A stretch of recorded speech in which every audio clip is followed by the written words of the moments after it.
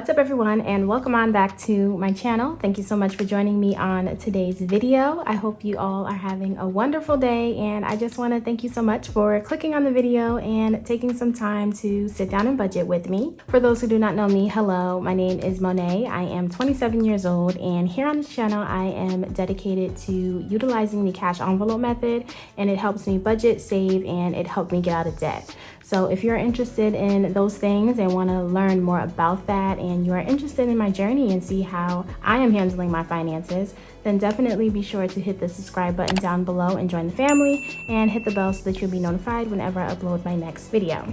So here we are, you guys, the first video for 2024. I hope you all had a beautiful New Year's. I hope you all are having a great start to 2024, and we are still motivated to achieve these goals. I know at the start we always have this momentum and this energy, but I hope we are consistent with it throughout the year. I myself am also trying to stay consistent, so hopefully we can motivate each other to stay on track for the whole year. So within today's video, I am actually going to be doing a monthly budget.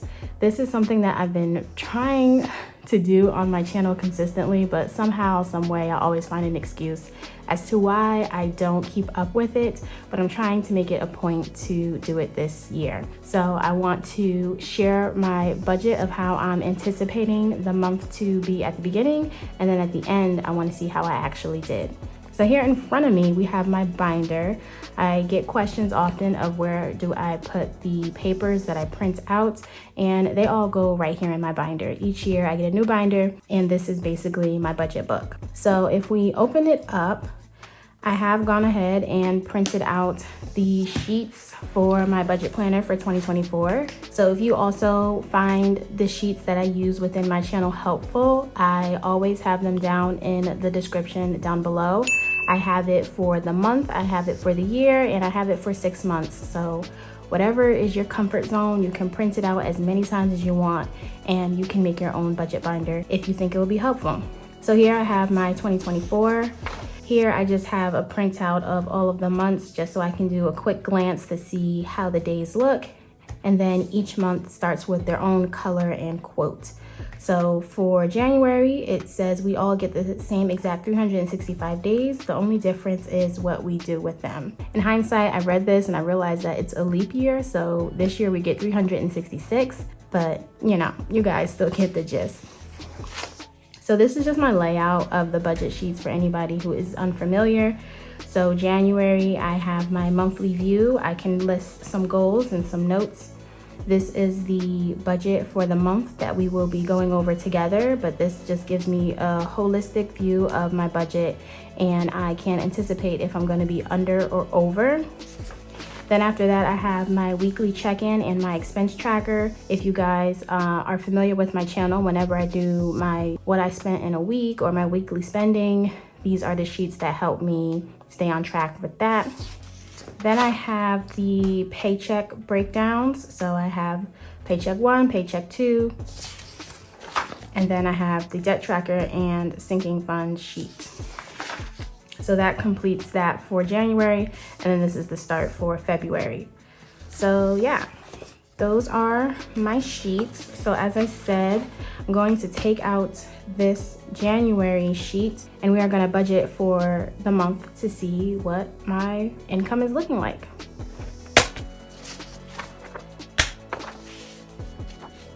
All right, so let's go ahead and fill out the sheet. I did change them just a little bit. I take suggestions from all of the feedback that I get from you guys each year, and I try to adjust the sheet. So if you are a regular buyer, you'll see that it's a little bit different, but still the gist of it is the same. So for myself personally, for January, I am paid bi-weekly, and I'm just going to be budgeting my full-time income. So I'm expecting 2 paychecks for January. So up here under income, I'm just going to notate as full-time, and I am a salary employee, so I can usually anticipate how much my paycheck is going to be. This year we did get a different health plan, so our dental and I believe our medical is a little bit different. They had to increase the cost for them, so I'm just gonna budget with the expectation of my same paychecks that I've been getting, but they might be a little bit different towards the end of the month. But either way, if we get started with our budgeted column, with my 2 paychecks, I'm anticipating $4,280. So since this is the only income that I'm budgeting, that's going to be the total. But of course, if you had more, you would just go ahead and list them underneath that. So next we have over here this section for savings. I used to call it sinking funds, but I got feedback that it would be better to be listed as savings. But essentially, these are where I list my sinking funds and any savings that I am trying to attack. So under savings, I'm just gonna go ahead and list all of my sinking funds. And once I bring the numbers, I'll start talking and explain it to you guys.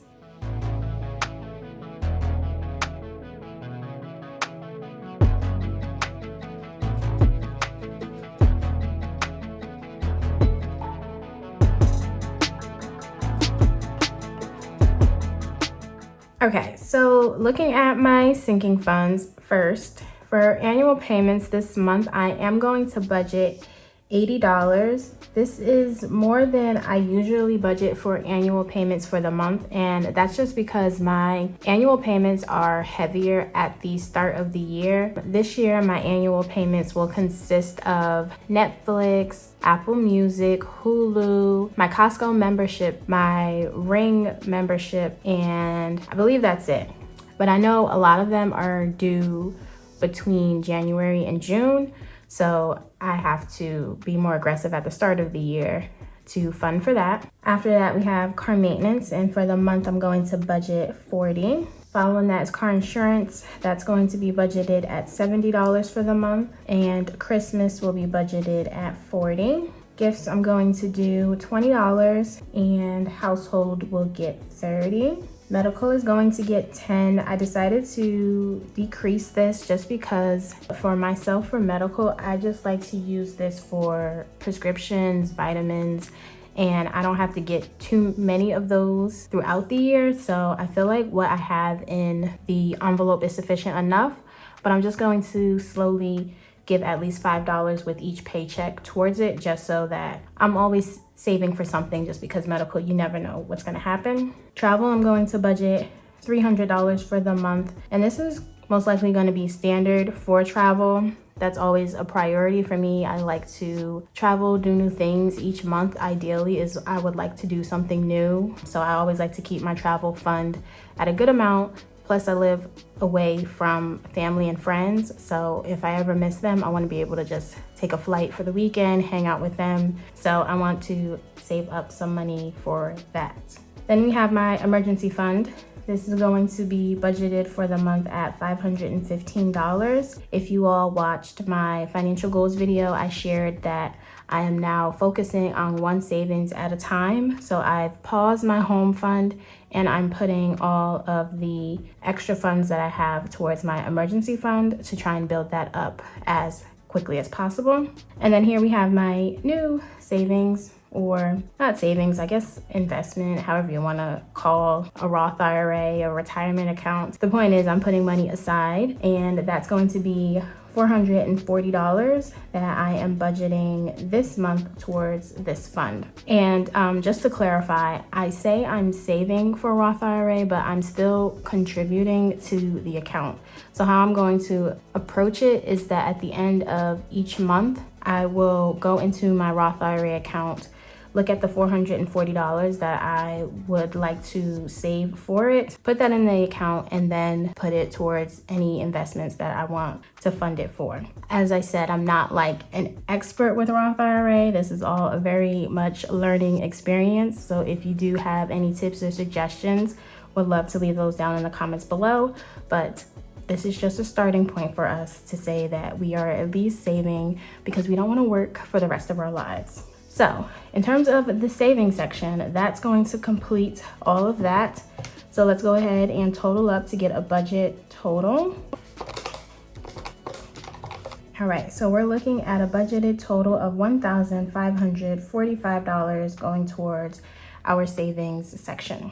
All right, so next with this sheet, you could fill out your debts and it would be basically the same process. When I did have debt, I like to put the minimum payments for what I had for each of my debts. And then underneath the monthly bills, I would have like a debt snowball section, and then that would signify how much I was putting towards debt for that month. But since I am debt free, thankfully, this section won't apply to me. So I just leave this blank.